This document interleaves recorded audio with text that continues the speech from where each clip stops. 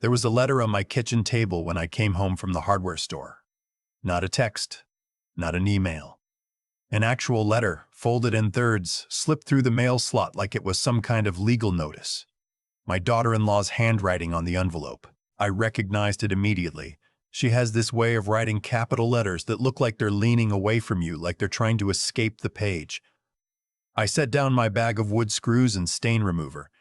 Made myself a cup of coffee first. Decaf, because my doctor has opinions.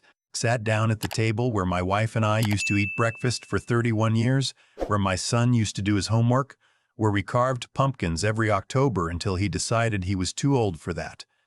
Then I opened the letter. My name is Elliot Marsh. I'm 68 years old.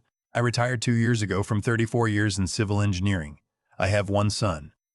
I have one grandson named Tommy who was 4 years old and likes dinosaurs and dump trucks and calls me Pop Pop in a voice that sounds like it was designed specifically to make old men cry in grocery stores. This is the story of how I almost gave everything away and why I'm glad I did. The letter was 3 paragraphs long. The first paragraph was about finances. My son and his wife had done the math, they said. With the rising cost of living, with child care, with their mortgage, they needed to make some difficult decisions about long-term resource allocation. That's a real phrase a real person wrote to her father-in-law. Resource allocation. The second paragraph was about the house. My house, the house I paid off in 2019, the house with the oak tree out back that my son climbed as a kid, the house where my wife spent her last 2 years before the cancer took her. They had spoken with a real estate agent, the letter said. The market was strong. If I were to sell, the proceeds could be distributed in a way that benefits everyone's future. There was a number at the bottom of that paragraph. A suggested split. 60% to them, 40% to me. For a smaller place, they said, something more manageable for one person. The third paragraph said that they loved me and hoped I would understand. I sat there for a long time. The coffee went cold. I thought about calling my son right then. I had his number, obviously. I know his voice better than I know my own. I was there when he took his first steps across this very floor. I coached his little league team for 6 seasons. I drove him to every college visit, every job interview, sat in the car and waited so he wouldn't feel the pressure of me watching. I have never in my life asked my son for a single thing he wasn't willing to give. I didn't call.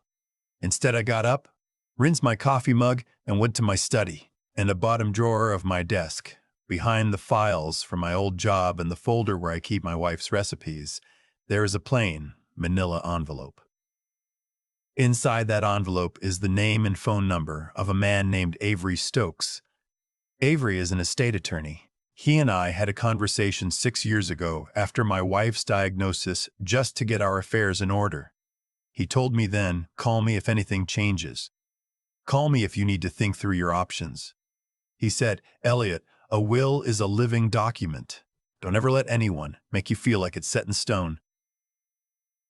I called Avery the next morning. My son called 3 days later.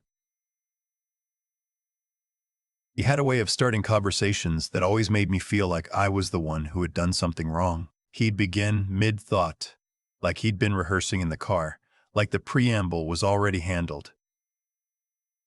Dad, we need to talk about the letter. I got it, I said. I know this is a lot to process. It is. We're not trying to push you out or anything like that. We just think it makes more sense, practically speaking, for the equity in the house to be working for the family instead of just sitting there. Sitting there. 31 years of sitting there. My wife's garden sitting there. The room I refinished for Tommy to sleep in when he visits. Sitting there. I see, I said. He paused. I think he expected more from me. Pushback, or agreement, or a question. I gave him nothing. Dad, you have to understand our position. I do understand it, I said. I'll be in touch. I hung up. My hand was steady. I surprised myself with how steady it was.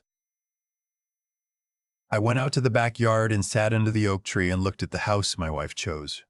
She was the one who found it. Did you know that? She called me at work 33 years ago. Said Elliot, I found it. I found our house. Get in the car. I drove 40 minutes from a job site with drywall dust in my hair. She was standing in the front yard when I pulled up, grinning like she'd just solved something. She had. I sat under that tree and I let myself be angry for a little while. Not at my son, not entirely. He's not a bad man.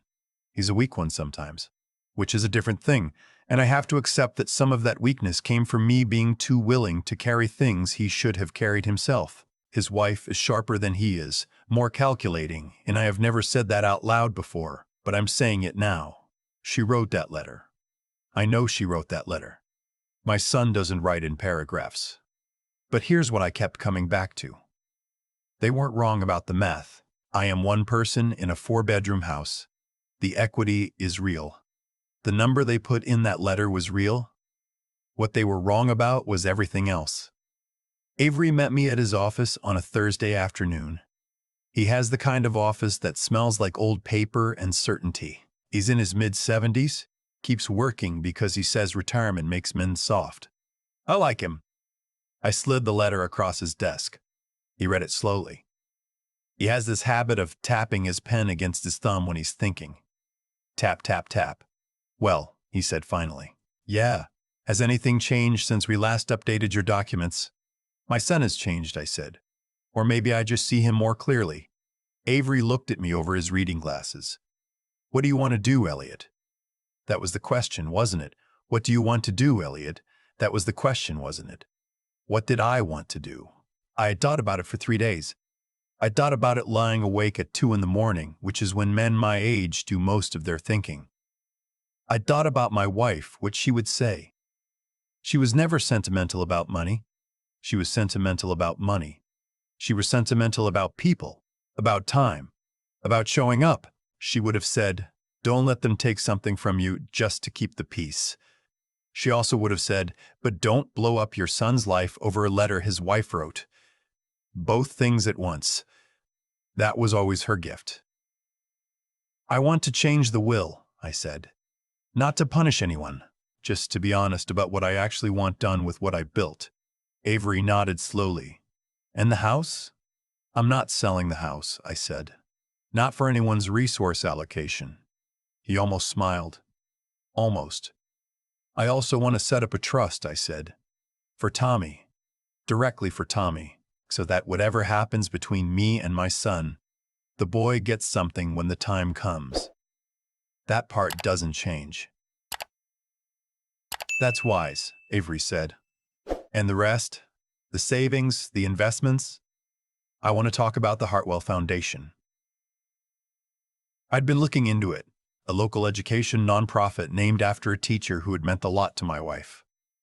She had mentioned donating to them once, years ago, and I'd filed it away. I want to set up a scholarship, in my wife's name, for kids who want to go into engineering or the sciences. Avery set down his pen. Elliot, that's a significant decision. I know what it is. You understand that once we structure it this way. I know what it is, I said again. He looked at me for a moment. Then he picked his pen back up. All right. Let's talk about how to do this properly. I didn't tell my son what I'd done. Not right away.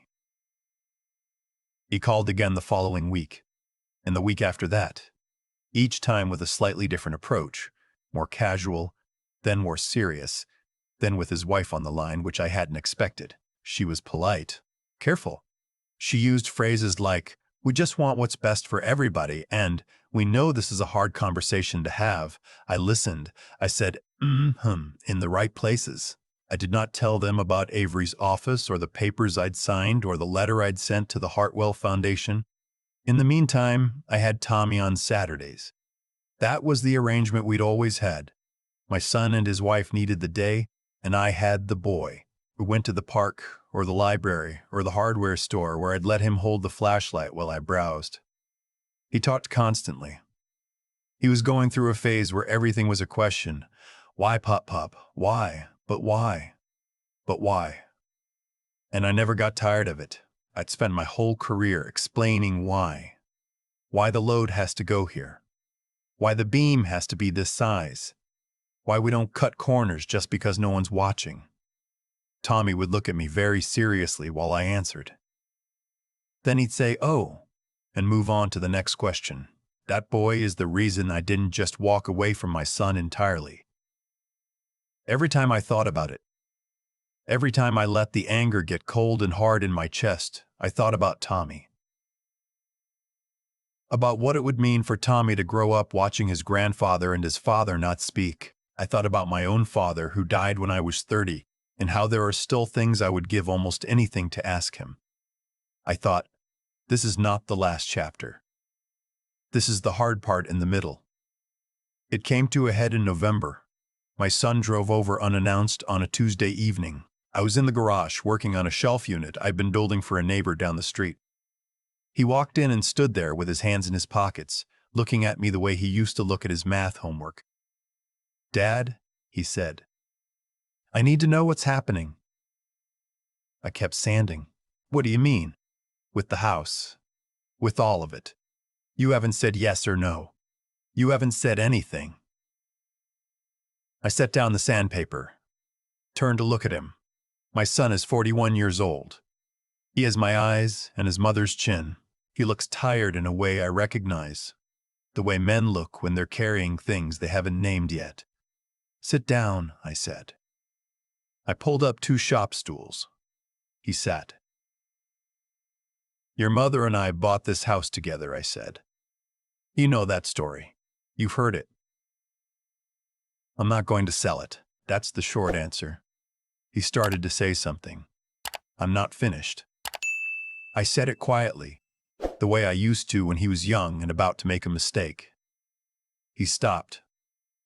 "I've been thinking a lot about what that letter said. About resources. About equity. About what makes sense, practically speaking." "Dad, I'm not angry at you," I said. "I want you to hear that. I'm not angry. I'm disappointed in a specific way, which is different." I looked at him. "That letter wasn't written by someone who thinks of me as a person. It was written by someone who thinks of me as an asset that isn't performing." He looked at the floor. "I've made some changes," I said, "to my estate planning. I want to tell you about them because I'm not trying to hurt you and I'm not trying to punish you, but I am being honest." I told him about the will. I told him about the trust for Tommy. His face changed when I said that. Something loosened. I told him about the Hartwell Foundation scholarship in his mother's name. "A lot of what was going to come to you," I said, "is going somewhere else now. That's the truth. You can be angry about it, but I need you to understand why." He was quiet for a long time. "We're not bad people, Dad. I know that. We're stretched. We're trying to figure it out. Child care alone is." "I know," I said. "I know it's hard. I'd put myself through school working nights, and your mother worked right up until the 3rd trimester with you. Hard doesn't scare me. But hard doesn't entitle you to what someone else built." He didn't have an answer for that. "I love you," I said. "That hasn't changed, and it won't change. You are still my son. Tommy is still my grandson. Every Saturday is still Saturday. But I am not a bank, and I am not a transaction. And if that letter was the way you see me, or the way she does, then I needed to respond to it honestly." He wiped his eyes, my son who had not cried in front of me since his mother's funeral. He wiped his eyes with the back of his hand, and for a moment he was 8 years old again, standing in the garage watching me work, asking me what everything was for. "I'm sorry, Dad. I know. I should have called you. I shouldn't have let. I should have just called." "Yes," I said, "you should have." We sat there in the garage for another hour. We didn't fix everything. You don't fix 30 years of pattern in a night. But we talked, really talked, The way we hadn't in longer than I want to admit. He told me things about his marriage that I won't repeat here. I told him things about his mother, about her last year, that I'd never said to anyone. We ate leftover chili. I heated up in the kitchen, and he helped me sand the shelf unit, and somewhere around 9 o'clock, he hugged me at the front door like he meant it. He's been calling every week since then, on Sunday evenings just to check in. The scholarship was announced in February. The Hartwell Foundation sent me a letter, an actual letter, the good kind, with the official name on it. The Eleanor Marsh Memorial Scholarship for Young Engineers.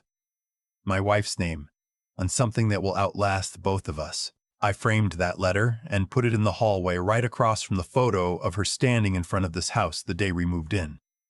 She is grinning in that photo like she solved something. She did. Tommy saw the framed letter last Saturday. He pointed at it and said, "Pop, Pop, what's that?" I picked him up so he could see it better. I told him it was something with his grandmother's name on it. Something that would help kids go to school to learn how to build things. He studied it very seriously. Then he looked at me with those eyes, my wife's chin, and he said, "Like you build things, Pop Pop." "Yeah," I said. "Like I build things." "Oh," he said. And he wriggled down and ran back to his dump truck. I stood there in the hallway for a minute. Just stood there. Then I went and sat on the floor and played dump trucks. And I didn't think about letters or resource allocation or any of it. Some things are not about money. Some things are not about equity or estates or what makes practical sense. Some things are just about being there. I'm still here. I've been thinking about that letter a lot lately. Not with anger anymore. The anger burned off months ago, somewhere between the garage and the chili and my son wiping his eyes with the back of his hand. What I think about now is the chain of it, how one thing leads to another, and how the things we do in our quietest moments end up being the loudest things we ever say. My daughter-in-law wrote that letter because she thought I wouldn't do anything. That's the honest truth of it. She calculated that I was too old, too sentimental, too afraid of losing my son to push back. And for a few days, sitting at that kitchen table with cold coffee, she might have been right. I almost talked myself into it, almost told myself that keeping the peace was worth more than keeping what was mine. But here's what I've learned about peace. The kind you buy by giving up your dignity isn't peace. It's just a quieter version of losing what I did. Calling Avery, changing the documents, setting up Eleanor's scholarship, none of it was revenge. I want to be clear about that. I didn't do it to punish anyone. I did it because a man has to be honest about what he values, and what I valued was not being treated like a number on a spreadsheet. Every action I took came directly from the way I was treated. That's not cruelty. That's cause and effect. You send a letter that treats a person like an underperforming asset, you find out what that person is actually made of. And while my son found out, what I think changed something real in him was that his father had a spine, that the man who coached his Little League team and drove him to every job interview and never once asked for anything back was not going to quietly sign over 30 years of his life. Because the math was convenient. There is something in a child, even a grown one, that needs to know their parent won't be steamrolled. It's not pretty to say that, but I believe it.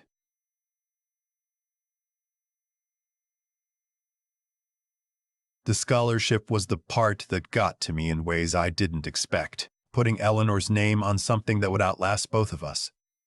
That wasn't planned as a lesson for anyone. It was just the truest thing I could think to do with what I had.